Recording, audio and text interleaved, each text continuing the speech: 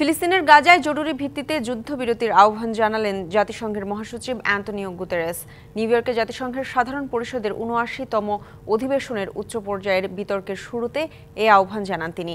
এদিকে জাতিসংঘের সাধারণ অধিবেশনে মার্কিন প্রেসিডেন্ট ইউক্রেনের পক্ষে তার সমর্থনের কথা পুনর্ব্যক্ত করেন। উচ্চ পর্যায়ের সপ্তাহে রাশিয়ান প্রতিনিধি দলের নেতৃত্ব দিচ্ছেন পররাষ্ট্রমন্ত্রী সের্গেই ল্যাভরভ। ২৮শে সেপ্টেম্বর বক্তৃতা দেবেন তিনি। বেশ কয়েকটি উচ্চ স্তরের বহুপাক্ষিক বৈঠকে অংশ নেবেন শীর্ষ এ রুশ কূটনীতিক। জাতিসংঘের ১৯৩ সদস্য রাষ্ট্র পর্যবেক্ষকদের মর্যাদায় ভ্যাটিকান ও ফিলিস্তিনের প্রতিনিধিরা সাধারণ পরিষদের মঞ্চে বক্তৃতা দেবেন। বিতর্কের প্রথম দিনে মোট ৩৪ জন বক্তার বক্তব্য রাখার কথা রয়েছে। দ্বিতীয় দিনে বক্তব্য রাখবেন ৪০ জন রাষ্ট্রপ্রধান।